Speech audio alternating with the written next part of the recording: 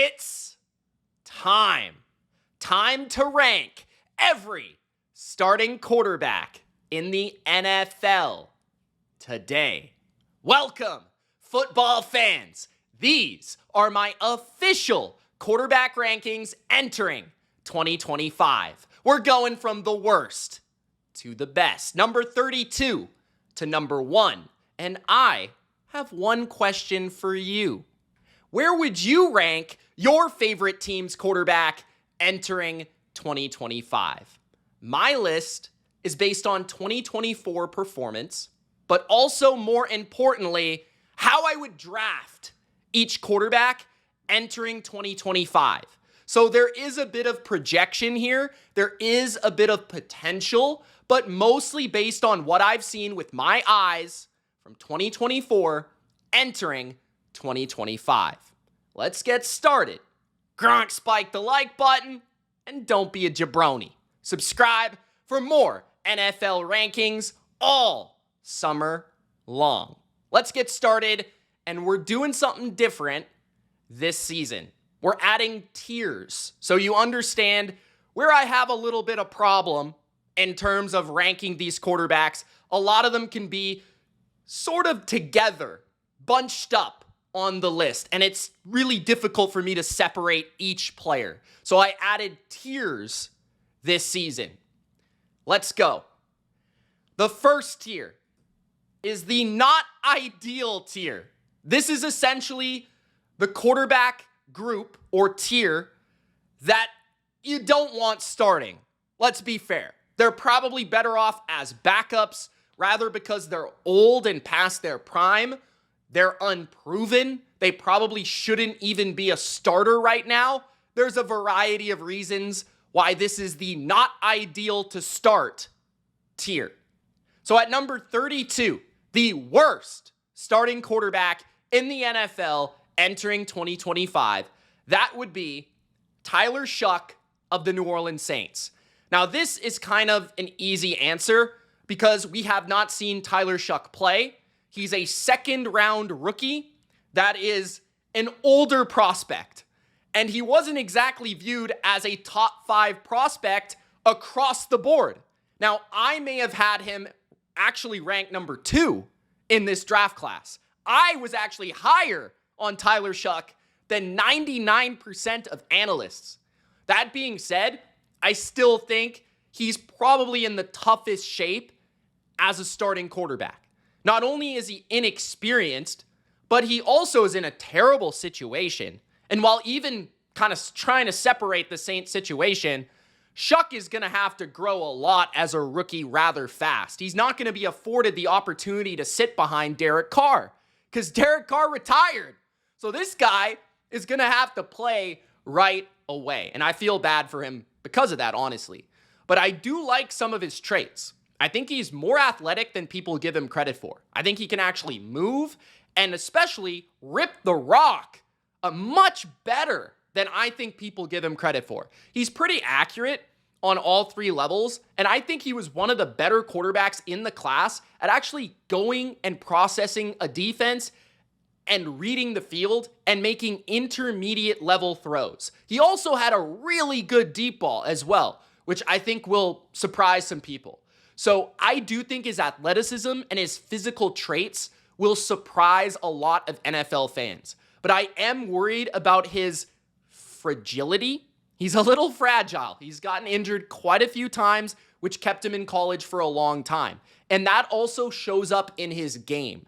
He is a little afraid at times to sit in there and make throws and to be creative and go above and beyond the structure of an offense. So I want to see Shough actually have that confidence in an NFL offense to read the field, be accurate on time while a pass rush is bearing down on him. It's a different level than college football. So that's why he's at number 32. I see some potential here, more than most, but he is the worst quarterback based on what I've seen so far, which is nothing, and based on where I think he'll be at in 2025. At number 31, I have Justin Fields as the 31st best quarterback, the second worst starting quarterback. Justin Fields has physical traits that cannot be denied. He is big. He is fast. He has a cannon for an arm, and he actually can rip a deep ball at a high level at times. But Justin Fields, just to be honest, is kind of a dumb football player. He doesn't read the field very well, and in fact, I would say that he's better when you split the field in half and allow him to roll out and use his athleticism and get outside and see half the field. When he actually is forced to be a pocket passer, he is very poor at playing with any sort of poise, at playing with any sort of patience, or any sort of accuracy. Fields has poor mechanics. He also is not very consistently accurate, and he uses his athleticism as a crutch. It's the reason he is successful at times because he is so gifted as a runner. He's so gifted even with the arm strength, but he's limited mentally as a quarterback. He's limited as a processor. He's limited as an accurate passer. Those things are essential to being good at the quarterback position. So when he falls behind in a game, it's evident, right? When he's in third and long, it's evident. He holds on to the ball way too long, which results in sacks, in negative plays, maybe even a turnover, a strip sack. Fields is just not an NFL starting quarterback because he is not smart enough at the position. I'm just going to be fair. So at number 31, I have Justin Fields. There are traits you would like for a group of games throughout a season that you can get by with, but over an extended period of time, the record is what it is for a reason. He has been proven to not be good enough as a starting quarterback. At number 30, Daniel Jones. Now, Daniel Jones has some physical traits. We've actually seen Daniel Jones thrive in an offense previously in his career. And it wouldn't shock me if Daniel Jones became the starter, which first of all is a bit of a question mark because Anthony Richardson would be the assumed starter, assuming he was healthy, which right now I don't think he is. So Colts fans actually might believe Daniel Jones is the guy, which is why I rank him here. If you're wondering where Anthony Richardson would rank, he's probably not much higher than this. He's probably maybe even lower, okay? Anthony Richardson is probably worse than Daniel Jones. Anthony Richardson can't hit water if he fell out of a boat. He's easily the most inaccurate quarterback in the NFL. Extremely gifted, but extremely inaccurate and lacking any sort of decision-making skills. Now, Daniel Jones has decision-making skills. He has physical skills, but there are many limitations to both. First of all, his decision-making is far too conservative. He is way too conservative. He is way too rigid, and he is way too mechanical. These are the flaws of Daniel Jones. He does not play savvy enough. He does not play sweet enough. He does not play with enough just ability to go above and beyond and create. He has no creativity at all. And that's what absolutely destroys any desire for me to watch Daniel Jones as a starting quarterback. He has speed. He can run. He's got a decent arm. Not great, but it's not terrible. He's fairly accurate when given time to set his feet, and he can read the field fairly well. If you give him an offense to execute and you give him open players, he can execute it. He's actually a pretty good athlete. You put him under center, you get him moving in a play action setting, he's effective. You get him some quarterback runs, he's effective. But anytime he's asked to do anything above and beyond, or if he sees a look that he's not sure what it is, that's where his mind becomes scrambled eggs. This guy just absolutely loses any sort of ability to play the quarterback position. So I just have not seen enough from Daniel Jones to say that he is still a starting caliber player or a guy that I would desire to have as a starting caliber player. Like, honestly. So that's why he's at number 30. At number 29, I have Joe Flacco, January Joe. And I will always respect January Joe Flacco, because at his peak, he was elite, whether you believe it or you do not. Now, Joe Flacco is a gunslinger, and that's why I have him at number 29 over a guy like Daniel Jones. On paper, Daniel Jones, at this point in his career, probably has more to offer physically. But Joe Flacco is one of those guys that if I was playing him, if my team was playing him, and it was a one-game setting, Joe Flacco can be scary because Joe Flacco will go down with the ship. Joe Flacco will rip the ball over and over and over into the tightest windows. And Joe Flacco may not be able to move any longer. Joe Flacco might be a sitting duck in the pocket. But Joe Flacco is still tough. Joe Flacco still has aura to bring his teammates around him and boost them with energy, pride, and passion. Joe Flacco is still a leader of men. And Joe Flacco can still throw the ball. He's got a strong arm. And he will test those windows of a defense. He might throw 3 picks, but he might also throw 300. Okay? Joe Flacco is a quarterback right now that if you need somebody as a backup to win you a game, there are not many that you would want more than Joe Flacco because he has more experience than most. He knows how to run just about every offense there is to run. He's actually really solid as a drop back passer, which seems to be a lost art in the NFL for a lot of quarterbacks. And he still has a very strong arm. You can operate a drop back passing game with Joe Flacco at a fairly high level. So Joe Flacco is not as good as he used to be, but he's better than some of these guys. I promise you that. So at number 29, I have Joe Flacco. At number 28, Russell Wilson. He is the last remaining quarterback on this bottom tier.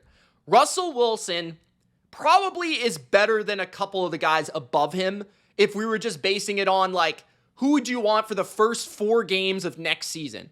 But the problem with Russell Wilson is that he wears thin quickly because everyone figures him out immediately. Russell Wilson at this point in his career is nowhere near the player he used to be. He's nowhere near it, okay? He still tries to play like the player he used to be, but he doesn't have the ability he used to have, which is the biggest problem, okay? He doesn't settle into what he should be. And I think the problem is that Russell Wilson is still small, right? When he was quick and he was agile and he was elusive and he was creative and he was just this guy that could do everything off schedule, out of structure, right? He could thrive. But now that he's older, not as quick or twitchy, he just doesn't have the desired traits to be an actual in the pocket, settled passer. And he's lost it, honestly. Russell Wilson is a guy that some of the efficiency traits, some of the efficiency stats, they'll showcase a player that's better than he is because he doesn't take a lot of chances. He doesn't. He takes very calculated chances. He throws the moon ball, right? He'll scramble off for a first down, but he'll take a lot of sacks. He'll throw a lot of balls into the dirt or throw them away. Russell Wilson kind of at this point needs a good offensive line, needs a great defense to be successful, needs to lean on the run game to be successful. Russell Wilson is one of those guys that at this point, he's not going to be able to just dice you up. I don't know if he's ever been that player, to be fair, but he cannot do that with any capacity anymore. He can't just go 3 yards here, 6 yards here, 7 yards there, 8 yards here. He is all or nothing. All or nothing. That is what Russell Wilson is right now as a quarterback. He's moonball or nothing. He's just a one-trick pony. And it sucks to watch because he used to be amazing. But Russell Wilson is at number 28. He's not the same guy. He's still a starting caliber player. He still can lead a team, but it becomes very frustrating, very fast to watch. So he's at number 28. Next, we have the X Factors tier. These are quarterbacks that I kind of need some more information. I also feel like they're young. There are vibrant elements of their game. There's reasons to believe they'll succeed, but there's also reasons to believe they might not be it. So let's begin with the X Factors tier at number 27 with JJ McCarthy. JJ McCarthy, of course, we have not seen play. And some people might ask, Mitch, why is he like 27, not 31? Well, I'm kind of projecting a little bit. Remember, I am drafting these quarterbacks for next season to some degree. So it's not only based on the production I've already seen, it's based on the production I think I may see based on previous scouting. So JJ McCarthy, in the college process, I didn't love. I was kind of hot and cold with JJ McCarthy. I think that he is twitchy, athletic, and actually has a really crisp throwing motion, and his arm is pretty underrated. I think physically, he's not the thickest or biggest quarterback in the world, but he's got enough traits. I think the quickness, the elusiveness, and the arm strength and pop where I could see him being successful, especially in a place like Minnesota. I think the biggest thing that helps you with JJ McCarthy is the fact that he's going to be in one of the best situations you possibly could be in, and it shouldn't be very hard for him to find his stride. He has a very good offensive line now that the Vikings have built that infrastructure from the inside out, adding some new offensive linemen to the interior, like 2 Indianapolis Colts and a first-round pick in Donovan Jackson. They have Kevin O'Connell. They have Justin Jefferson. They have Jordan Addison, TJ Hawkinson. If we were playing the situation or the exercise of stripping every supporting cast around a quarterback and just placing them into a team and an offense, I'm not sure that I would feel a same level of confidence. But I do think that JJ proved in college that he knows how to play the position.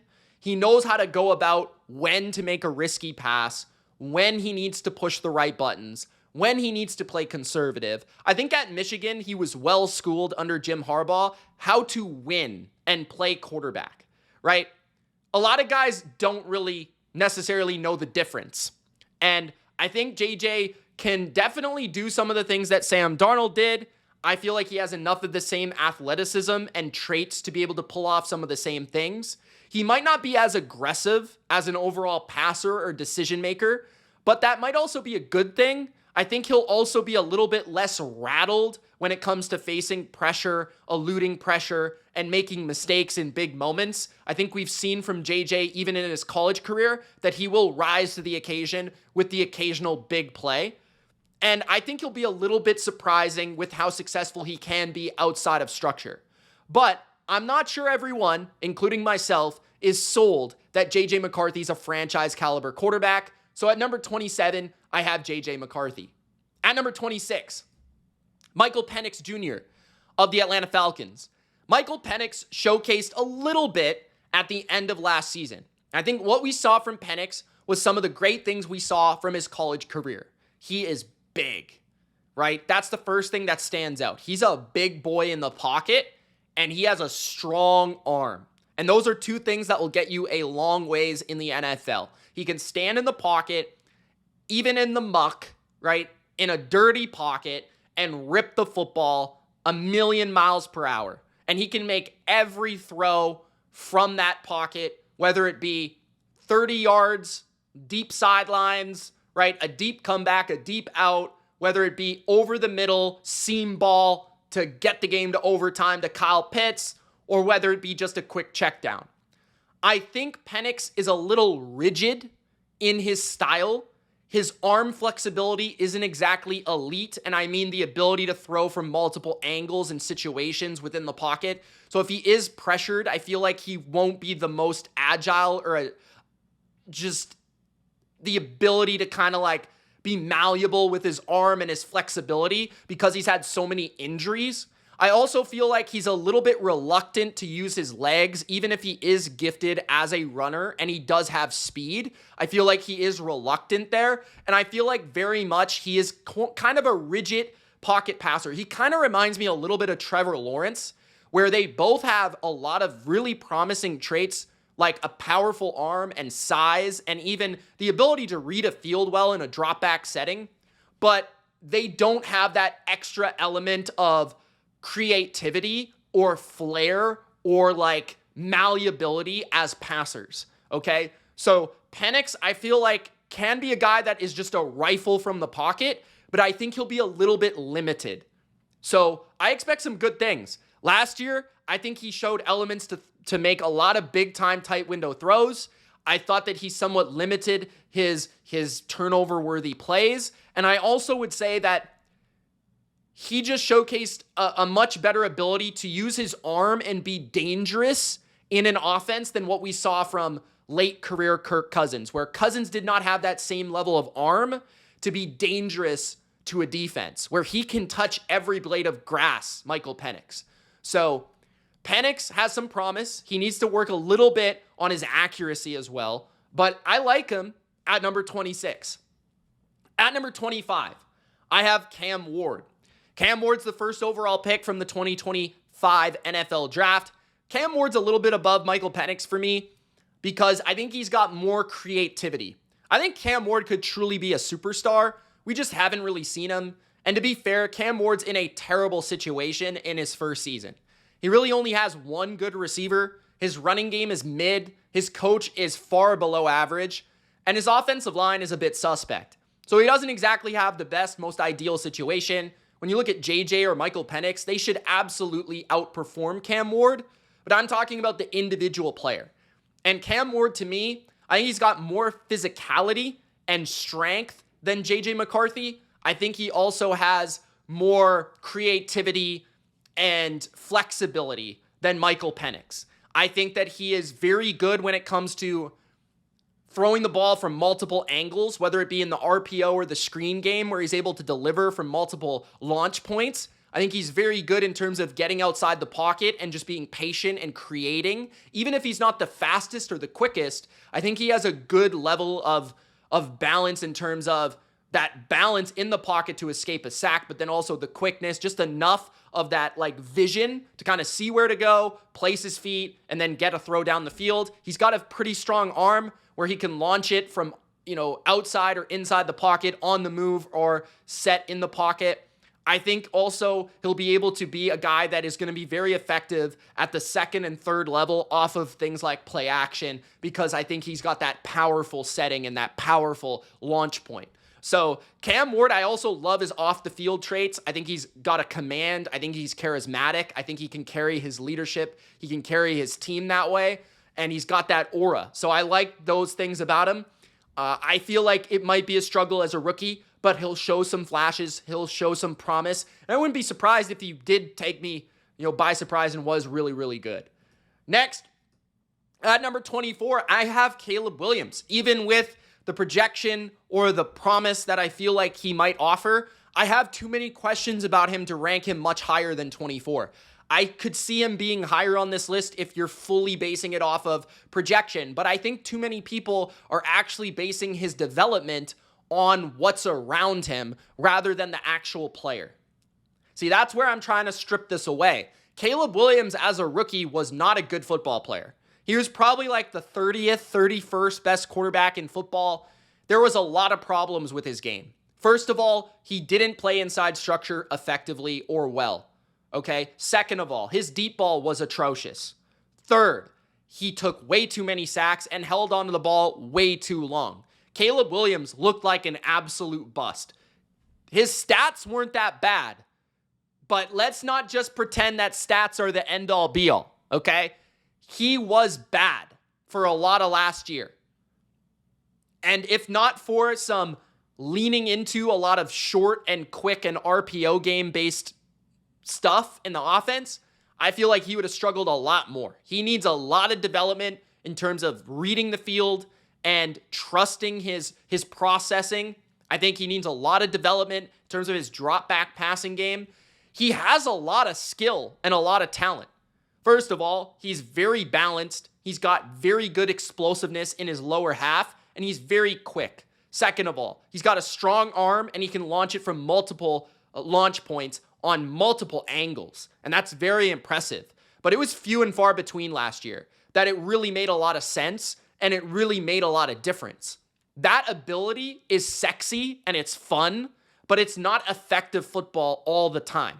Caleb leans into that way too much. and he leans into his ability to escape far too often. It should be an added layer, a cherry on top of your game, not the entire cake. And so Caleb Williams, I just think fundamentally as a passer, as a processor, as a decision maker, needs to make a lot of strides. I have faith in his ability, but that's, last year I just didn't see a lot. So that's why I have him at number 24. At number 23, Bryce Young. I actually, on the contrary to Caleb Williams, saw quite a bit from Bryce Young by the end of the season. That being said, this side of my brain is saying, well, Mitch, you saw a lot of bad stuff in his rookie year. You saw a lot of terrible things early in last season. But this side of my brain's like, I kind of saw that same Alabama Bryce later in the year. And this is the difference between Caleb and Bryce for me right now, is that level of poise, that level of patience, that level of flair is actually effective in Bryce's game. If you watched Bryce Young down the stretch, you were seeing that vision that you saw at Alabama. That was his trait, in my opinion. And I was not very high on Bryce. But the thing that I was so impressed with was his ability to step up in the pocket, get out of a pass rush lane, just manipulate a little bit and throw the ball on a tightrope to his receiver. Perfect placement, perfect accuracy, perfect touch, and just be able to kind of find those spots within a play where a lot of other quarterbacks can't see it. They can't see that developing. He would often make a guy open when he wasn't exactly going to be open. He kind of created the separation for his receiver. Like, he just plays with great poise when he's at his best. And that's what Bryce Young showcased later last season. So I don't think he's obviously not the most talented. I mean, he's not the biggest. He's not the strongest. He doesn't have the greatest arm. He is accurate, but I wouldn't say he's the most accurate. He certainly is not as talented as some of the guys that have already been placed on this list. But the thing with Bryce is, I think you're seeing his maturity in terms of his confidence. You're seeing his maturity in terms of he is mentally smart. Like, he processes well, he sees things well, and when he's on, his poise takes over. And that is the command of his game. So even though he's small, I feel like there's a lot of things to look forward to. There are a lot of promising elements for the Carolina Panthers. So at number 23, I have Bryce Young. At number 22, first of all, we got to talk about a new tier, because that was our last tier of the X factors. Guys that I think could make big leaps in 2025, but I saw, things that are not exactly ideal last year, things that I really like last year. We got to see what's going to come out, and then also not enough information for some of these other guys. But the next tier is inconsistent. So these are guys that we've seen play in the NFL for now at least quite some time. And there are moments where they're really good. There's moments where they're really bad. There's just everywhere on the spectrum of their football game. So these are the inconsistent quarterbacks entering 2025. At number 22 is Trevor Lawrence of the Jacksonville Jags. Trevor Lawrence, to me, has been overrated pretty much his entire career, including when he was drafted.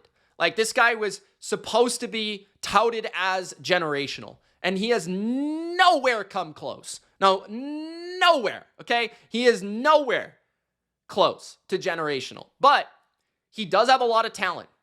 And that talent, to me, is his size and his arm. His arm is ridiculous. Like, he does have an ability to just make some powerful, striking throws that you'll rarely see in the NFL. Like, just some of these plays that pop off the screen in terms of big downfield throws, just wow, okay? Powerful, tight window throws. But at the same time, he's one of the most inconsistent mechanical passers in the NFL. His feet are terrible. He's always cockeyed. He's always in the wrong. He doesn't have any consistency to his mechanics. It feels like he misses far too many gimme throws.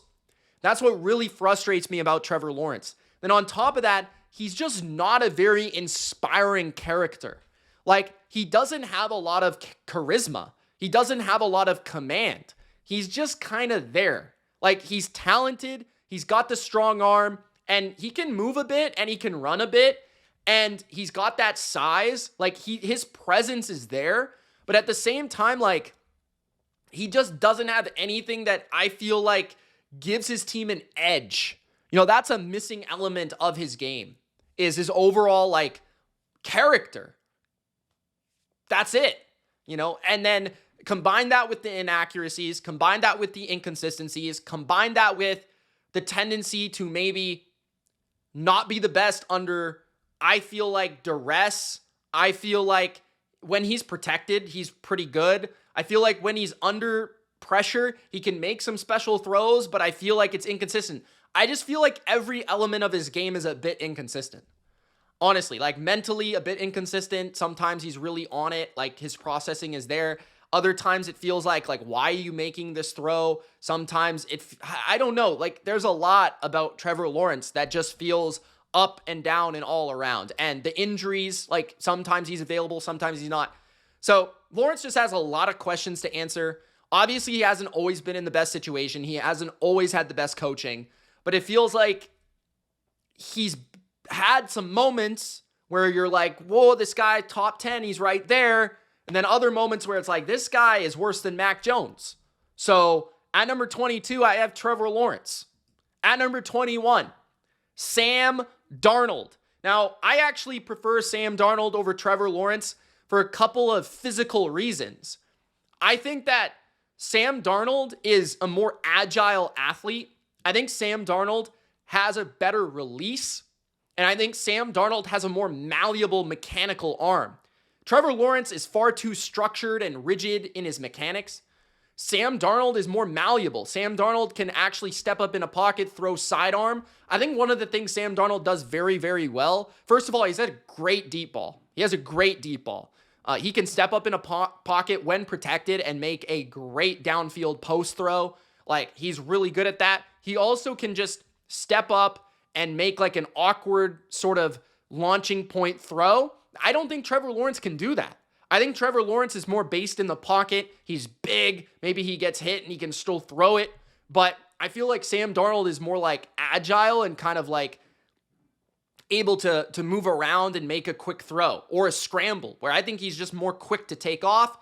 Where I struggle with Sam Darnold is mentally, he's clearly affected by pressure. He's clearly affected by the surroundings. He's clearly affected by mental picture. Like, Trevor Lawrence is a little bit more, let's be fair, like, he almost is a little bit more dumb to the point where, like, he does not care. He sometimes just rips the ball. Sam Darnold is more of like, you can clearly see his eyes light up. Like, you can see the guy see ghosts. Like, this is a real thing for him, where he'll just have moments where he looks like an unplayable player.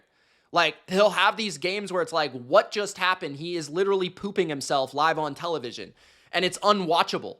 But at other moments, when he's on, like, he's tough because he's a really talented player. Like, he's got a really good arm. He can move really well, and when he knows where he's going with the ball, he's tough to stop. He can be really accurate as well. I thought all that was showcased in Minnesota. If you give him an offense, if you give him weapons, if you give him protection, you know, a scheme and a play caller that's dialed in with what he does well, like, he can be a really effective player. Now, I'm worried about Seattle because I'm worried about how the offense will adapt with him. I'm worried about those receivers compared to Minnesota's. I'm worried about the lack of efficiency from the running game. I'm worried about the protection especially. And I feel like Darnold is just one of those guys that he kind of needs the puzzle solved for him to be effective. You know what I'm saying? He needs everything around him to go well. But he's got the traits to be able to really maximize a really great picture, a really great structure, right? Not every quarterback has that. He's actually more talented than a lot of guys that are above him on this list. It's just that he is not as adaptable mentally in his game. And that scares me. So that's why I have him at number 21. At number 20, I have Tua Tagovailoa. Tua turned the ball over. However you pronounce his name, he is at number 20. Now, to be real, I honestly have hated on Tua quite a bit, and I'm not here to hate on Tua. I actually think that he does a lot of things at a very high level, but there are a lot of frustrating points about Tua. First of all, it has to be said, he's very fragile. Like, he is probably the most fragile quarterback in the NFL, and honestly, for some time, he is like very fragile. If he's my starting quarterback, I can't count on him to play more than 10 games. And that is a huge L. Like, that has some impact on the list, right? A little bit on his ranking. Second, I think that he is a little fragile when it comes to physicality and taking contact and actually getting hit. And that limits his ability to be an athlete. That limits his ability to run. That limits his ability to stand in the pocket and make a throw. And it feels like whenever a defense is actually taking away his first read, is playing physical, and is mucking up the pocket, Tua is a bad quarterback. Bad. It's similar to Sam Darnold. But when Tua can play with poise, when Tua can play with anticipation, when Tua can play on schedule, Tua is a demon. Tua is really good, right? He's one of the most accurate touch passers in the NFL. He's a very good anticipation passer. He's very good, I think, at creating yak with his ability to lead and allow receivers to get those extra yards. I think he's very quick in terms of seeing a defense and reading where he needs to go with the ball and processing that information. I think he's very good at that. He's very unique in his ability to handle what Miami does in terms of their motions and all the different things that they're asking him to do from a mental capacity. But I just think that there are so many limitations to his physicality that make him not a desirable starting quarterback. He's definitely a guy that you put him in the right structure, in the right system, he can be absolutely awesome. But then if you put him in the wrong situation, he would look like a guy that might not even survive, you know? So that's kind of the fine line with Tua Tagovailoa. I also think that there's just too many limitations. You know, like not only the physicality, but you put him outside, you put him in a bad weather game, he's not going to be great, you know, because he doesn't have a great arm, you know? So he's like a perfect Miami, what they have, the system. He's great with that stuff. It's a lot like Darnold, in my opinion. He's a lot like Darnold. They do different things well. I think Tua's a quicker, you know, faster thinker. I think Darnold is physically more talented. But yeah, they're different. I think both are more accurate and consistent than Lawrence. But Tua's at number 20 for those reasons. At number 19, at the top of this tier, is Aaron Rodgers. The great Aaron Rodgers, right? The bad man Aaron Rodgers is no longer that bad, but at the same time, I still have faith that he can be maybe even a top half quarterback this year. I'm not willing to place him there because of his age and because of the inconsistencies we saw last year. And he is the top of this inconsistent tier. I think a lot more of the issues than people are given credit is the situation he was in.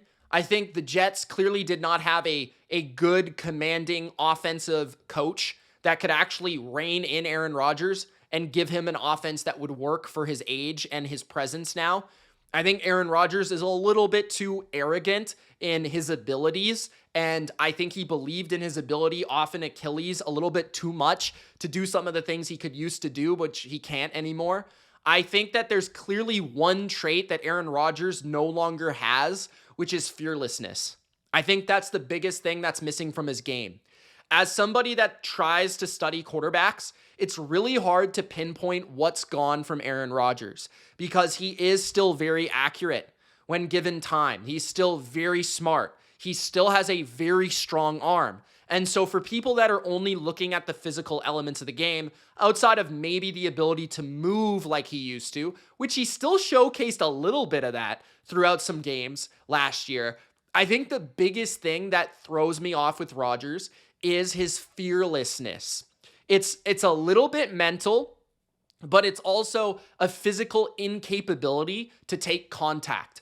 And he wears down throughout games. So he very much needs to be protected. And I feel like he very much needs to be able to rely on other elements. He needs more protection. He needs more of a running game. He needs maybe less attempts in a game at this point because he can't consistently drop back and take pressure in his lap. He is a little bit concerned about that. He gets rid of the ball too fast. He throws the ball away too fast. Things like that. He's not willing to sit in there and be aggressive. Those are very small things that are easy to miss, but I think they're evident when you really study Aaron Rodgers. At the same time, though, I think if you're talking about mental processing, he's still elite. If you're talking about controlling a game, he's still elite. If you're talking about pinpoint tight window accuracy, he's still very high on the list. If you're talking about arm strength, he's still top 10. So there's still elements that if you have the right infrastructure, Aaron Rodgers is a very desirable player. There's also the other element of his off the field, which is antics, which is like difficult to swallow. But if you're willing to swallow that, I feel like you have still a pretty decent quarterback. The next tier is going to be good, but not great. These are quarterbacks that I like. I think you definitely can win with and go to the playoffs with, but there's something missing with their games that keep them from being great or, like, in my opinion, solidified franchise long-term assets on your team. At number 18 is Dak Prescott. And I know that he has a massive contract, and this is the lowest I've ever ranked Dak Prescott, I think, in my entire life as a NFL YouTuber. I am concerned about Dak Prescott entering 2025 for the first time in a while. I feel like Dak has been a good NFL quarterback, even very good, for quite some time. And he's only a year removed from a near MVP type of season where he was top 3 as an MVP candidate for some people. But last year, he did not look the part. Last year, he was not very good. And I just feel like there's a deterioration of Dak Prescott that is gone missing. Like, what is Dak great at right now? And what does he do physically that is commanding from a defense? What does Dak offer that is above and beyond special? And that's the question that I continue to ask myself, especially now. He's not as physical or as tough or as fast as he was when he was young. I don't think his arm is as good as it once was. I think it's fairly mediocre. I think his accuracy and mechanics are actually less than what people think they are. He still has wonky legs, and sometimes he misses short on passes, especially out to the sidelines, in my opinion. I think what Dak does the best is process. I think mentally he is good in that capacity. I think he's good at the line of scrimmage, setting up his offense, and knowing where to go with the ball.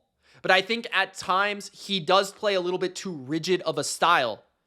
But at other times, when he's at his best, when he does kind of unleash and unlock and turn that knob of creativity and the ability to get outside of structure and make throws, he can actually be very dangerous, right? We've seen him at his best in his best seasons, in his near MVP seasons, where he's able to go above and beyond in games and make outside structure throws and plays and runs. But I don't know if he actually physically can do that anymore. He's had a lot of injuries, right? And I think there are seasons and times where he makes a lot of mistakes too. You know, like last year, he was throwing a lot of picks. 2 years ago, he led the NFL in interceptions. So Dak is just I don't think he's the player he used to be. Now, that being said, he's going to have probably a better offensive line this year. He'll probably have better receivers than he's had in a few years. And Dak's always been one of those guys that has responded to the situation around him more than people would like to think. He has been a much better player when he has much more support.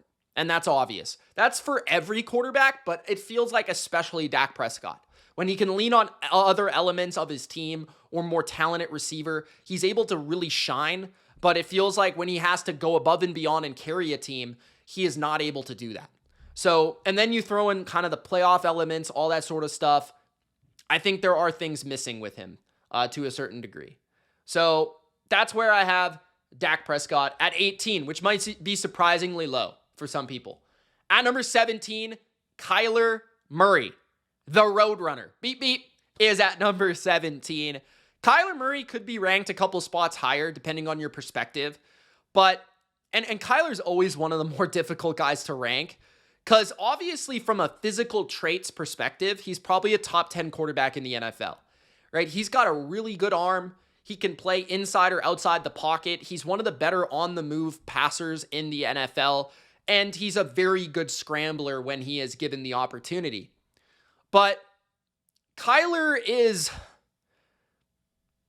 he's just Kyler. Like, first of all, off the field, there are questions about his desire and his want to, and you kind of feel like that leaks into his game.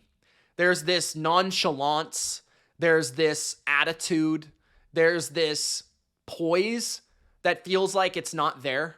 There's this hunger that feels like is missing at times. There are some games where it really does shine, where you see Kyler make these plays and he gets a little energetic and he gets a little feisty and a little fiery, but it's few and far between.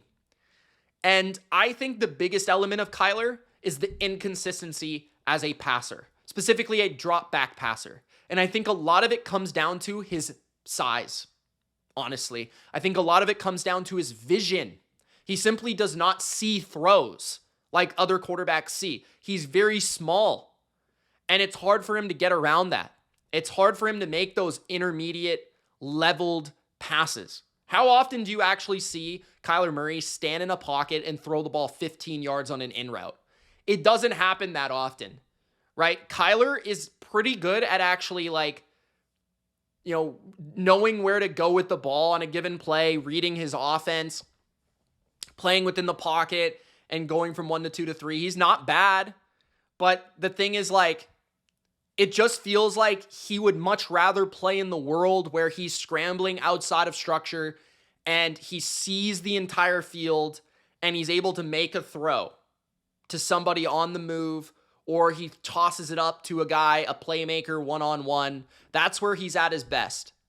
If you can add those elements of quick game and you can add the element of his outside structure, that's where Kyler can shine.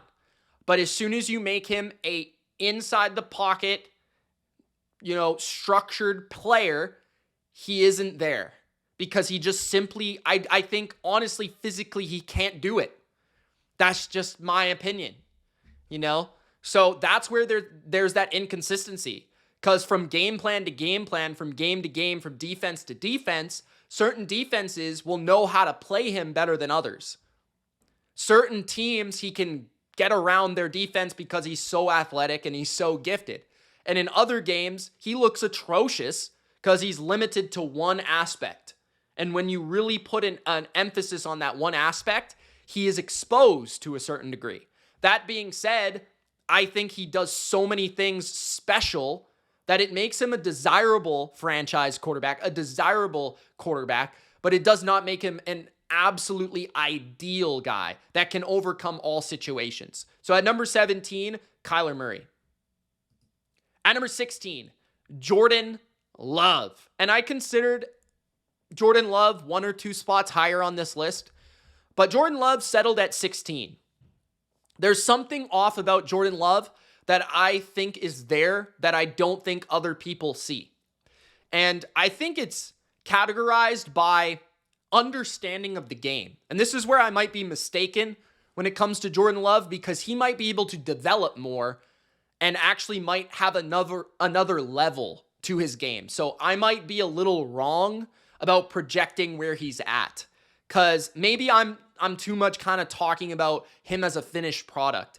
But Jordan Love, I don't think has the same level of down-to-down understanding as a lot of the better quarterbacks in the NFL. I think Jordan Love is very talented as a passer of the football. He can make a lot of off-platform throws. He can make a lot of power throws. There are some throws on the move that he makes with arm strength and kind of no feet. He just makes some incredible passes where it's wow, that is truly an elite trait that he has. And I think his ability to not take sacks, his ability to make throws with a duressed, pressured, and kind of tough pocket is really, really impressive. That is his best trait by far. He does not take sacks. His sack percentage is very low. Now, he does have a good offensive line, and this is part of the negative, is that he does have to rely on more balance. He is more reliant on Matt LaFleur's play calling, Matt LaFleur's structure, Matt LaFleur's scheme, Josh Jacobs running the ball. It feels like Jordan Love needs that to be successful. His missing element is the ability to throw the ball 30, 40 times and be able to win a game. His missing element is the consistency of dicing teams up. Jordan Love is all about efficiency. So in certain statistics, his fans and his Packers nation will bring up to me, the cheeseheads will say, well, he was this and this stat and this offensive metric and this EPA. And it's like, yes, because he does damage when the offense is on schedule, when the offense is going well. But what you don't see from him is a preciseness. What you don't see from him is a 1,000 paper cut efficiency. You don't see that 5 yard, 6 yard, 7 yard, 8 yard, 9 yard performance. You don't see that level of dice up a defense. Everything with Love is a quick check down or a throwaway or a 25-yard completion. That's basically Jordan Love's entire game. He is aggressive or it's nothing. He's everything or it's nothing. And in this offense, it works more often than not because Matt LaFleur has guys open. Matt LaFleur offers that on a silver platter. But what you don't see from Jordan Love a lot of the times is just the consistency of making the right decision, keeping the offense on schedule, playing with that timing, playing with that consistency. That's what you don't see. And you couple that with sometimes a lack of accuracy. Sometimes I feel like the placement is a little bit behind a receiver, a little bit too high, a little bit too low. I feel like sometimes he just misses an easy throw that's there. But again, at other times, he makes ridiculous throws and special passes. So there's this balance with Jordan Love that I think he needs to strike moving forward. I'm not saying he's a finished product. I still think there's things that he can develop and actually get better at. And I wouldn't be surprised if we're talking about Love as a top 10 quarterback once again, where he was kind of close to that last year. But I just thought there was a lot more inconsistency also due to the injuries this past season. But I think we just saw more of his flaws in his second year. At number 15, I have Geno Smith. And Geno Smith, honestly, like Jordan Love is younger. Jordan Love's in a better situation than Geno. I'm not sure how Geno is going to play as a Raider. And I'm not sure how the new offense under Chip Kelly is going to mold to him as a player. But what I do know about Geno is that he's one of the better pocket passers in the NFL. He does have an element, and this is where it separates from Jordan Love. And people might wonder, why is Geno Smith above Jordan Love? Right? Jordan Love might be more talented, barely. But Geno Smith is a lot more talented than people think. And Geno Smith is a very precise passer. There's a reason that his completion percentage is always so high. And it's not necessarily because he always is throwing short. He doesn't throw short that often. He's very accurate.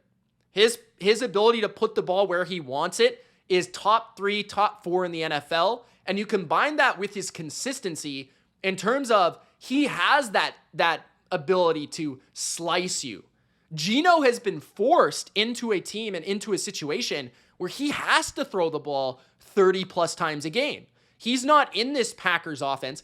The Seahawks, first of all, have not had a running game to speak of. Their defense has been up and down, and their offensive line has been bad. So Geno has frequently been pressured. He's frequently being asked to throw off of, different platforms. He's frequently being asked to avoid pressure. He's frequently being asked to carry his offense. Not in a particularly amazing scheme either. So when you watch Geno, a lot of it is like, 1,000 paper cuts down the field. He's very good in 2-minute situations, and that speaks to that element of his game. He can dice you up, and it's because he's so accurate with the ball. And I feel like he is pretty bold as a decision maker. I think that he makes too many bad throws, too many bad decisions, especially in the red zone, that has really hurt him. And I think that's become very frustrating for Seahawks fans. I thought last year he also ran better than I've seen him run in recent years. I think he still has that element. And I think he's got a strong arm. It might not be like as strong as Jordan Love's or as good from multiple platforms, but I thought we saw that Geno Smith, he's got a pretty decent ability to throw the ball, especially from like 5 to 25, 30 yards. He's very good in that range. And he's very composed and tough in the pocket, and he's had to be in Seattle. Now we'll see what he is with the Raiders. He is getting a little bit older. So ranking a guy like Love, I could have easily done that, but I just feel like Geno is a lot more refined in his overall drop back game, and that's why I have him at number 15. At number 14, before we get to that, we have a tier break. And that tier break is the Rising Stars tier. So these are two quarterbacks that I think are well on their way to becoming star quarterbacks, maybe even possibly top 10 quarterbacks. And they're probably not ranked this high on very many people's lists. But I do have faith that they will be here next season. And that's why I'm being bold through my ranking, okay?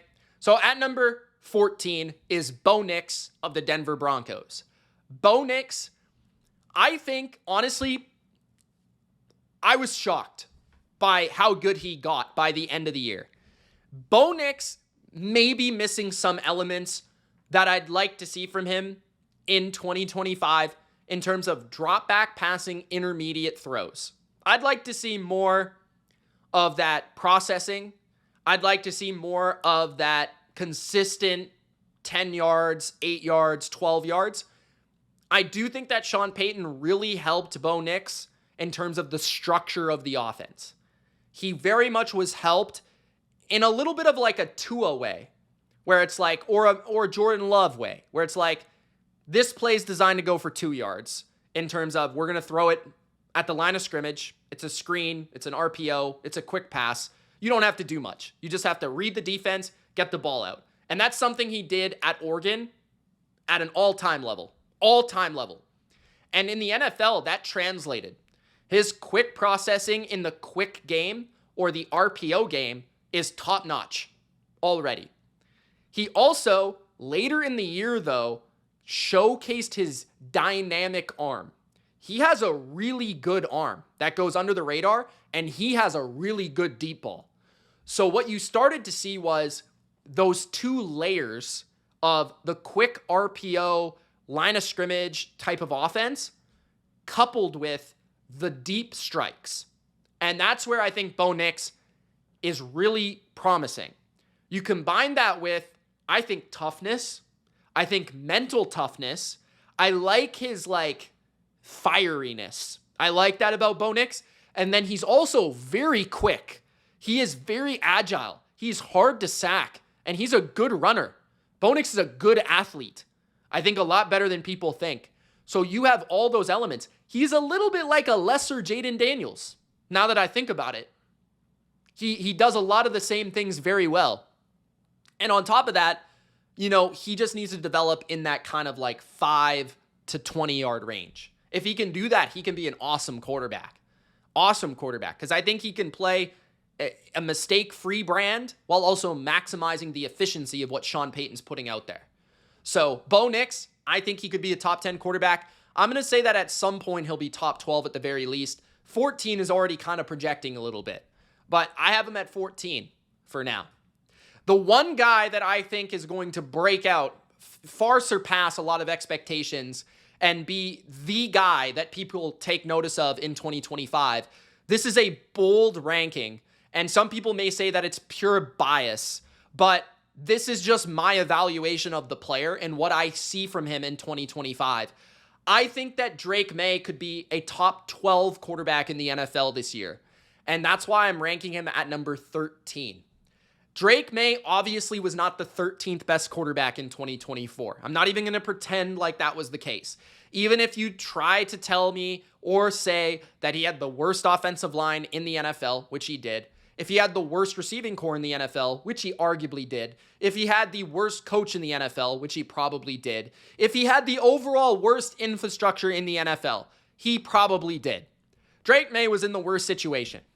And that's why I am absolutely so sold that Drake Maye is going to be a superstar quarterback. I am sold.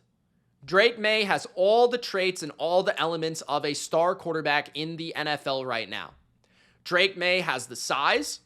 Drake Maye has the arm. Drake Maye has the arm flexibility and angles and off-platform throws. Drake Maye is a great runner. Great, not just good. Great runner. He led the NFL for all quarterbacks in yards per attempt at 8.8. Okay? He is very good at throwing the ball on the run. He's very creative. He also is very hard to sack. His combination of size, agility, and just overall flexibility as an athlete makes him really difficult to deal with. I think Drake Maye could evolve into a top 5 quarterback because he is smart, he is hungry, he's passionate, and he's also very athletic. It's hard to find all of those elements in one player. Like, I believe this guy is special. I think he's very close to a Josh Allen-like player, right? So that's why I'm ranking him here. Again, no stat would tell you he's the 13th best quarterback. Some of the film would. If you really studied and watched Drake Maye last year, despite the situation, him being the guy as a rookie with nothing, very young rookie too, to be able to push that team, he did a lot of special things. His arm is special, right? His ability is special. So I believe in Drake Maye a ton. So yeah, people might not like this ranking, but this is my list, and we'll see how it goes this year. I might be very right. I might be very wrong, but I'm going to be very honest. I have Drake Maye at number 13. At number 12, we have the franchise guys. So this is a new tier. We had the breakout guys, the guys that I think could take a huge leap in 2025. Now we're talking about some very solidified franchise quarterbacks that are obviously good players, and at times even great, right? Borderline top 10 players, given the season and the supporting cast, okay? So these are franchise quarterbacks. At number 12, Brock Purdy. So Purdy is at number 12. Brock Purdy obviously made an appearance in the Super Bowl not that long ago, just 2 seasons ago in San Francisco. And who knows, he could have been in back-to-back Super Bowls if he didn't get injured against the Eagles in 2022. You know, looking back at that, they might have actually made that Super Bowl.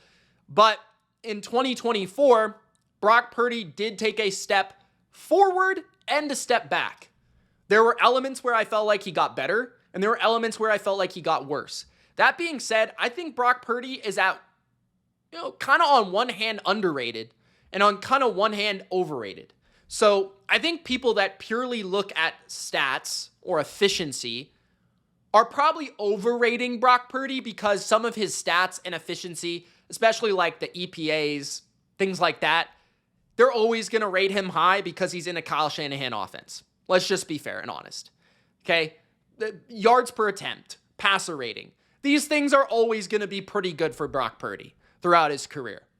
But at the same time, I think he's underrated in terms of a lot of the things that he does very well. I think he's underrated in terms of his agility and his ability to extend plays. I think he's underrated in terms of his processing. I think he's underrated in terms of his toughness. I think he's also underrated in terms of his big gamer ability. At some points, it costs him. Sometimes Brock Purdy is too bold, too aggressive, and borderline idiotic. But at other points, Brock Purdy is heroic. Brock Purdy is fun. Brock Purdy is fiery. So on one hand, he needs to kind of learn how to balance that. He needs to find that. And I feel like when Brock has been his most surgical, he's been special. But I thought last year he got a little bit too far into the area of trying to be Superman. There were some games where he was really good in that area. But there were other games where it cost his offense, it cost his team, and you're kind of watching him like, why didn't you just throw the ball to the open guy for 3 yards instead of trying to make that crazy pass that got intercepted across the middle? So Brock Purdy just needs to kind of learn to hone that in a little bit. And he got away from what he was doing as a young player in fully trusting Kyle Shanahan's offense. And he sort of got away from that in a certain element. But at the same time, I thought he also showcased that he can go above and beyond. So he does need to find that mesh point of the two arts. And that's where Brock Purdy's at, in my opinion. But I like him. I like his demeanor. I like his command. I like his swagger. I like a lot about Brock Purdy. I think he's a good quarterback. I don't think he's a great special elite quarterback, whereas maybe where some people push the line, but I think he's good. And you can certainly win a Super Bowl with Brock Purdy. So at number 12, Brock Purdy. At number 11, CJ Stroud. I contemplated number 10. If I were to base it purely on 2025 and like the potential, I'd probably put CJ Stroud at number 10.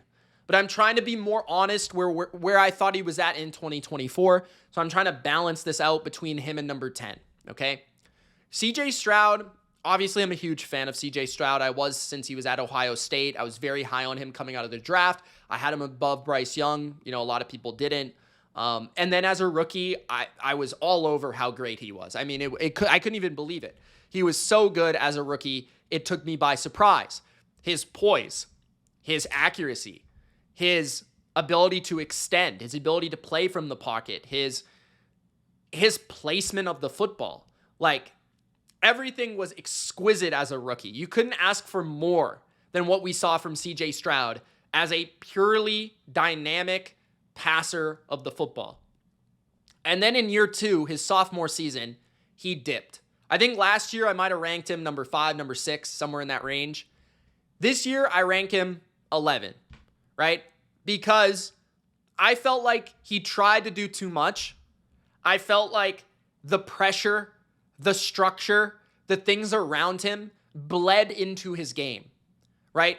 It hurt his accuracy. It hurt his consistency. It hurt his decision making. It hurt his ability to stay on structure and trust the offense. He became too big play, super heroic type of guy. He tried to be the savior. He tried to go for it every time. Try to make that big throw every time. That special flick pass, that outside structure pass, that jump in the pocket. No, sometimes you just got to get rid of it. Sometimes you got to trust your defense. Sometimes you got to check it down. Sometimes you got to take the 5-yard completion. You got to find that fine line, a little bit like Brock Purdy. So Stroud has all the elements to be one of the best pure passers in the NFL. We saw it as a rookie, right? And he is very dynamic in terms of his play action passing, in terms of his powerful passing from like 10 to 25, 30 yards. He's one of the better ones in the NFL when he's given that structure. But at the same time, you know, the things around him just hurt him so much that I had to move him outside the top 10. At number 10, Jared Goff. Now, this is kind of like the opposite end of the spectrum. A lot of people would argue that Jared Goff, nobody had a better situation offensively than Jared Goff in 2024.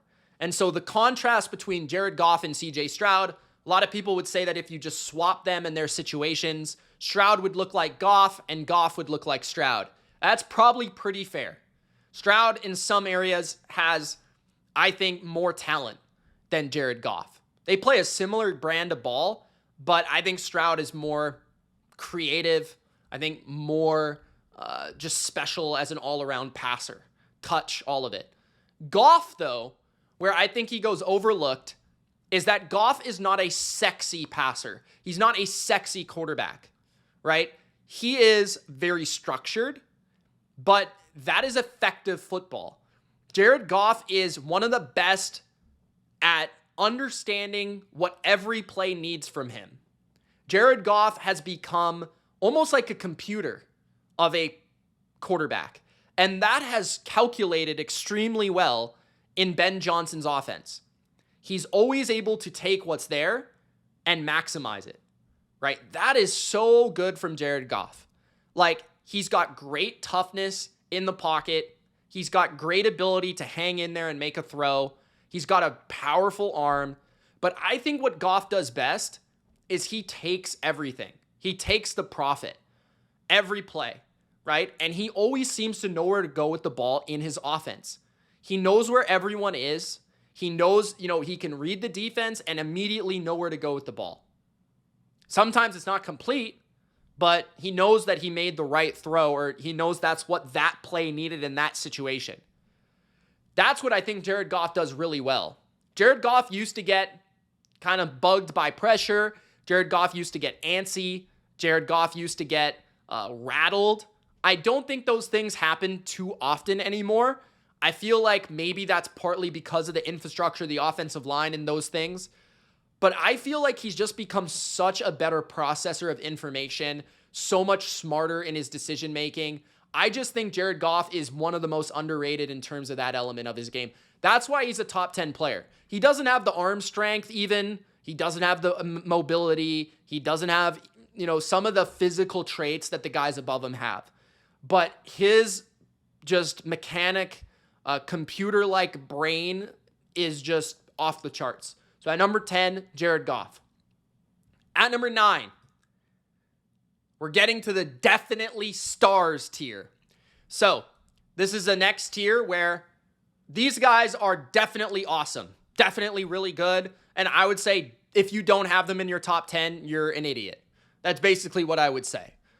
But also at the same time, they're not absolutely franchise-altering, incredible, carry-the-team players. They're really stars, Pro Bowlers, right? Maybe once every couple years they could be an All-Pro, but every few years. Couple is a little bit much, but they're stars, okay? That's the best way to describe them. At number 9, Jalen Hurts. Now, this one might hurt for some Eagles fans and some NFL fans out there.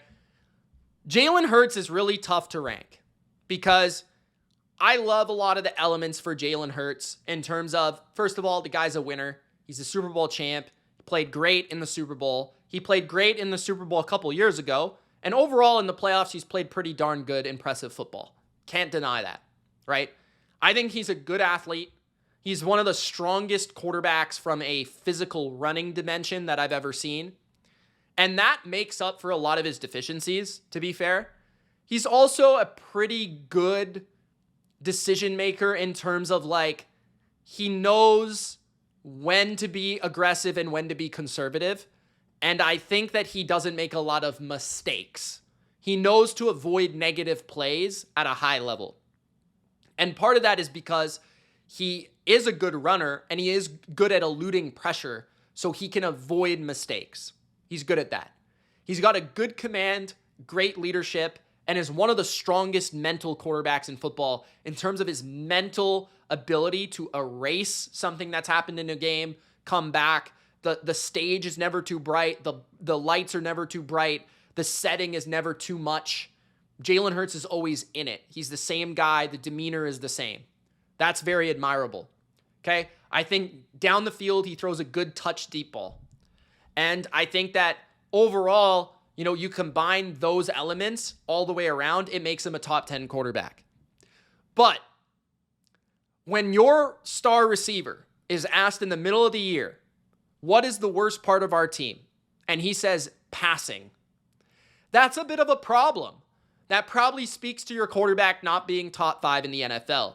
I think part of that is the rigid nature of his scheme. Jalen Hurts has to play in a certain scheme. And I think a lot of quarterbacks above him would be able to be moldable in the scheme that they play in. Because I think they're more, just better passers, to be fair.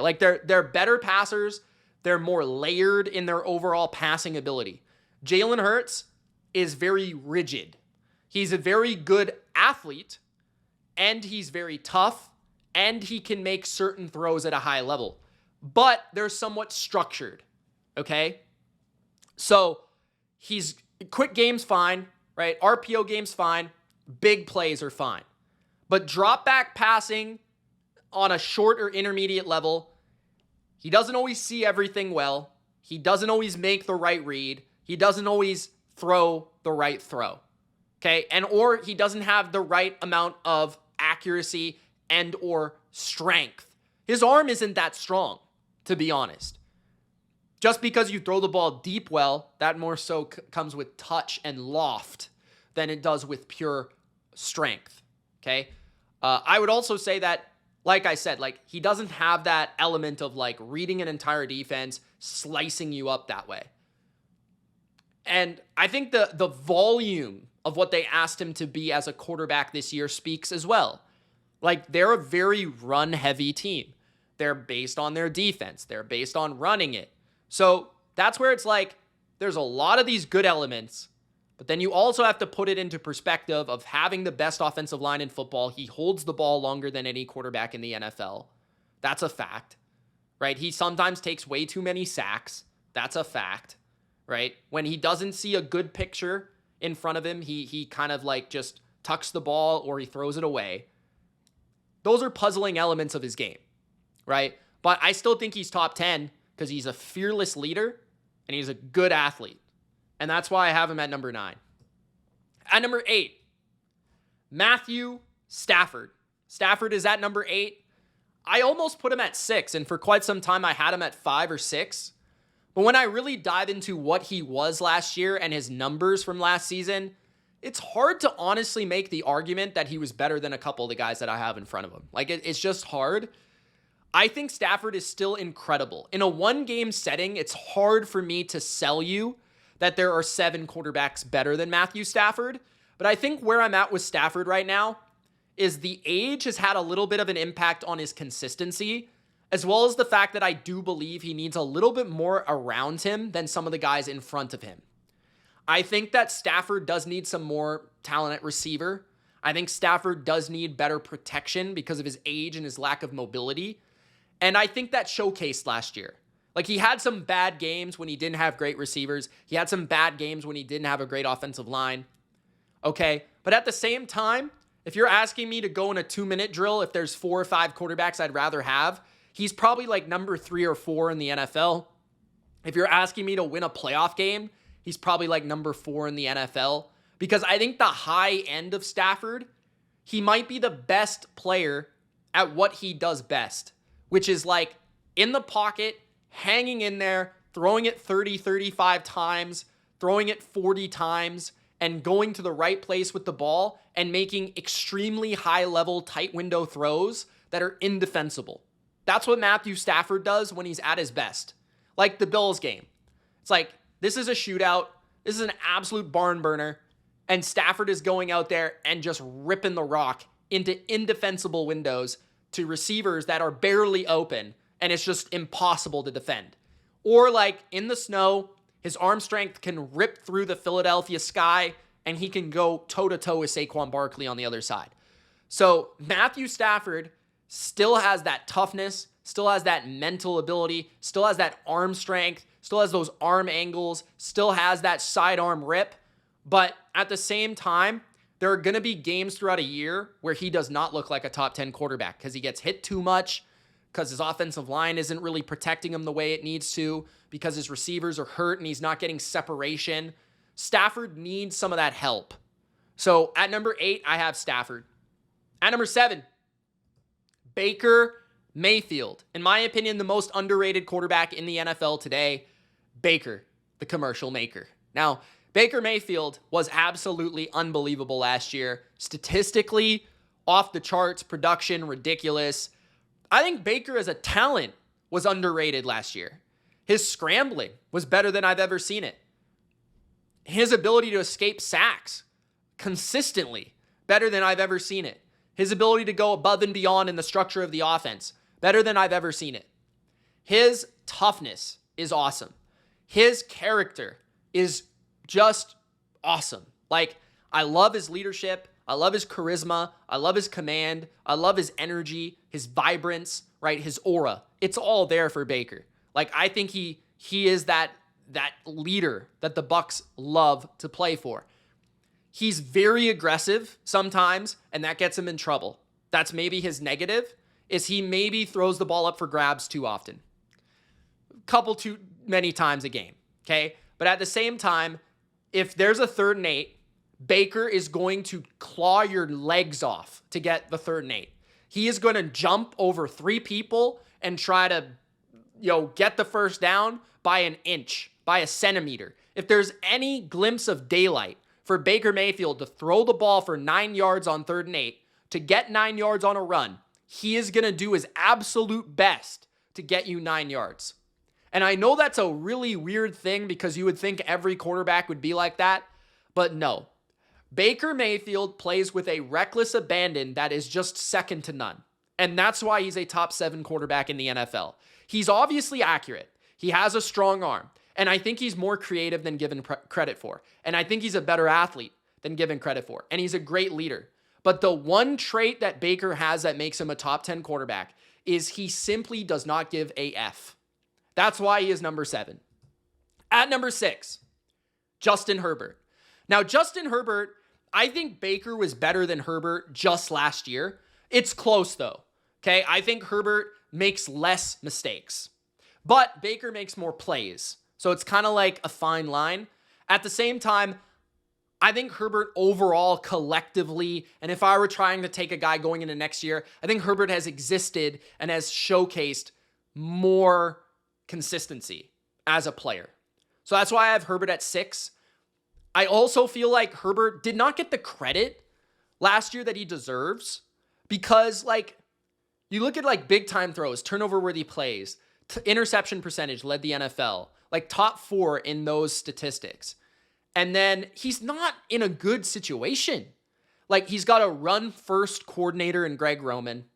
He has a mediocre to below average receiving core. He didn't have Keenan Allen last year. He didn't have his buddies Mike Williams last year. He was dealing with rookies and, like, no names, you know? His O-line was good, but not great. His run game was J.K. Dobbins off Achilles. You know, so, like, you really think about it, and people are all over Justin Herbert, and it's like, how many quarterbacks would be that efficient? How many quarterbacks would be that good? How many quarterbacks would win that many games with the team that he was on last year? Like, let's be honest about that. You know, I feel like Herbert can do more with less than Matthew Stafford at this point in his career, which is why I rank him higher. You know, I think Baker showcased that a little bit last year, but I think that Herbert just has, like, a little bit of that above and beyond element where it's like, it doesn't matter what team you put him on, he's still going to be a good quarterback. He might be 6th, he might be 11th, he might be 8th, but he's still going to be good. You know what I'm saying? And that's what I really very much value about Herbert. Like, imagine if Herbert was on the Bucs with Mike Evans and Chris Godwin. Would he not also throw 45 touchdowns? I just wonder, you know? If he was not in an offense with Sean McVay, would he not also be amazing? So that's the thing that I just kind of, like, push back against a little bit. At the same time, though, I feel like Herbert is a little bit rigid. I'd still like to see a little bit more fire from him. I'd still like to see that big playoff performance from him. I'd still like to see more creativity. But in terms of pure passing, check mark, absolute amazing. If you're talking about size, if you're talking about accuracy, if you're talking about processing, if you're talking about big strikes, check. He is a robot, but in a good and a bad way. So at number 6, Justin Herbert. Now entering the top 5. This is the final guy in this stars tier. At number 5, Jayden Daniels. You guys know I wasn't very high on Jayden Daniels. One of the few guys that I haven't been high on that has become a breakout star quarterback. I will be honest about that. And maybe that's what took me so long to come around to Jayden Daniels, because usually when I've predicted a guy to be a star, they have become a star or they've become a bust. I've never had it in the reverse, where I've predicted a quarterback to be good but not great, which is what my prediction was for Jayden Daniels. And who knows, he might still be that because it's only been 1 year. But based on his rookie year, we've seen things from him that I didn't think I would see. And honestly, like, he showcased an ability to carry a team that's very rare from a rookie quarterback. So that's never happened to me. I've had Zach Wilson, where I thought Zach Wilson would be really good and he sucked. Right? I've had Josh Allen, where everyone thought he might not be good and he was really great, and I thought he would be really great. Like, I've had Lamar Jackson, but I haven't had Jayden Daniels, where I'm like, he's mid. He's nothing great. And then he was great. So this is where I kind of, like, hurt my brain. okay? But with Jayden Daniels, I still think he has some upside to him because I don't really think he is truly developed as a drop back intermediate passer, especially in the middle of the field. But I think the dimensions where he's so good, he is just so good. And it's so hard to defend. He's so elusive. He's so quick. He's so fast. He's so twitchy. His rushing ability is ridiculous. His scrambling is ridiculous. You combine that with poise, which is very hard to find. He has Lamar, Mahomes, Burrow, Allen-like poise. That's what separates him from Herbert, right? In my opinion. That's why he's above Herbert, is he has more poise. He has more patience. He has more creativity than Herbert, right? Herbert's more rigid. Herbert's a better passer, right? But Jayden is just like this level of he can get the legs, those yards with his legs. He can get those quick throws where he's very accurate. He's very on time. His quick game is awesome, right? His outside the numbers quick throws is really good. And he's got enough of that height, enough of that size where he can see and he can make the occasional throw like a 15-yard post or something like that. But I just feel like his poise is the most impressive. His big play moments, his last minute game, last minute drive, fourth down, all those sort of things. So that's why I have Jayden Daniels at number 5. Entering the last and final tier, the elite. This is the elite tier, the elite quarterbacks in the NFL today. The guys that are the best in any given year can be the best quarterback in football. That's the best way to put it. At number 4, Joe Burrow. Joe Burrow is my number 4. Joe Burrow is arguably the smartest, arguably the most mechanically flawless, arguably the most accurate touch passer in the entire NFL. Now, where Joe Burrow is not in the top 3 for me is, first of all, he did not make the playoffs. I think that's a real thing. I know that he did lead the NFL in yards and touchdowns at sometimes empty statistics. I will throw that out there. It's not always great to lead those stats because sometimes it's a little empty. But Joe Burrow, I love Joe Burrow. Like, he might be my second favorite quarterback in the league. In fact, he probably is my second favorite quarterback in the NFL. But his inconsistency due to injury, his lack of ability to get to the playoffs last year, and then also, like, I think he sometimes holds the ball too long, takes too many inopportune sacks. I think that he physically can't do some of the things that the top 3 can do. But I think from a mental capacity, he's so much fun to watch because his timing is awesome. His accuracy is awesome. His poise is awesome. His swagger and aura is literally off the charts. Like, it's not even seeable. It's literally John Cena. And with Joe Burrow, he's got that fire that I love to watch. He's got enough creativity. I feel like it's actually an underrated element. His vision, his creativity, his ability outside structure is there. And then I think, like, when he's dialed, he is just unstoppable. And it's in a very basic manner. It's like 10-yard out, 6-yard curl, quick slant, 16-yard crossing route. Now, he does have great receivers, but he knows how to use them to their max, right? He knows how to throw them a ball, which they'll catch, if that makes sense. But yeah, Joe Burrow is so much fun because he is like watching an artist go to work, because he is very dialed in terms of his mental game, his processing, knowing where to go with the ball, his patience, his understanding of his offense, and his understanding of his playmakers and his matchups, which is very old school. So at number 4, Joe Burrow. At number 3, Patrick Mahomes is my number 3. He's not number 1. He's not number 2. He's number 3. Now, this can easily be explained by his statistical production. Patrick Mahomes has led the NFL in yards behind the line of scrimmage in 3 out of the last 4 years. Patrick Mahomes was not top 5 in any single important statistic that a passer could have outside of first downs. Patrick Mahomes, simply production-wise, does not deserve to be number 1 or number 2. That being said, if there is a quarterback that you still want to win one game, it's hard to argue that it wouldn't be Patrick Mahomes, right? I would still argue that. Now, that being said, you could also say, is that Andy Reid? Because he's the best coach in the league. Is that Spags? Because he's the best defensive game planner in the league in those big moments. There is certainly some argument that Mahomes has more margin for error than his counterparts. Certainly Joe Burrow and Josh Allen and Lamar Jackson. Okay? And Mahomes, the biggest thing to me is, I just don't see the consistency that I used to see. I don't see, rather, the big plays that feel like they have been lost. I don't see the explosive throws. I don't see the pick you apart by 1,000 paper cuts.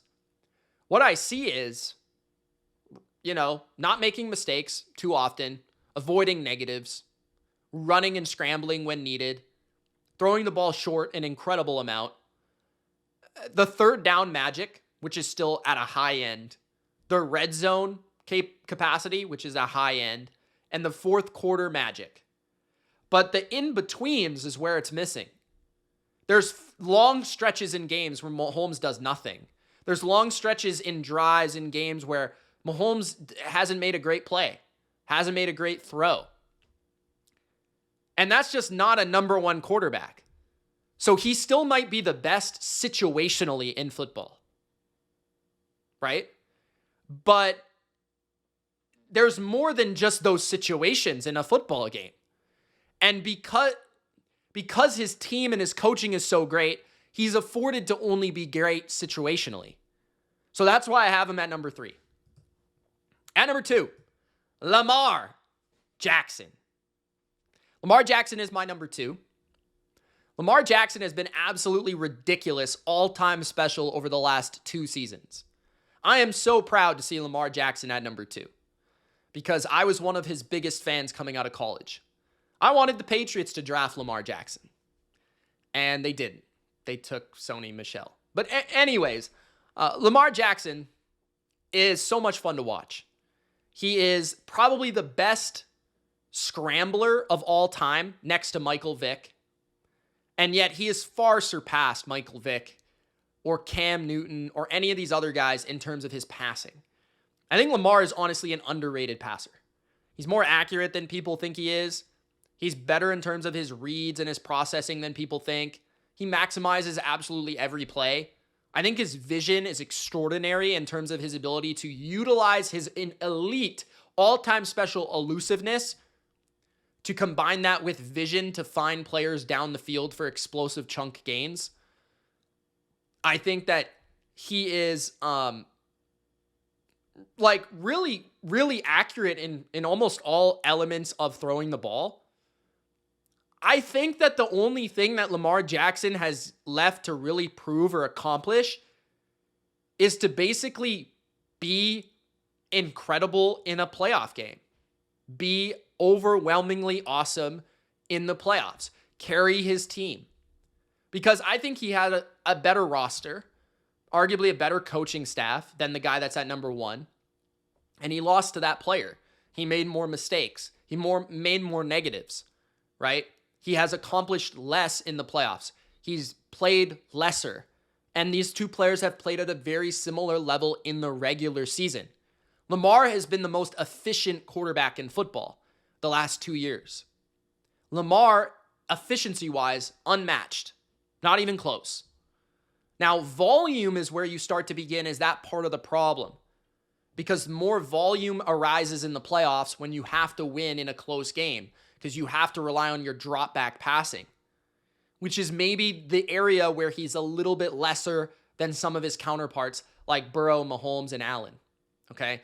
But Lamar, in terms of extension skills, even in the pocket dimes, and overall explosiveness, is the best quarterback in the league.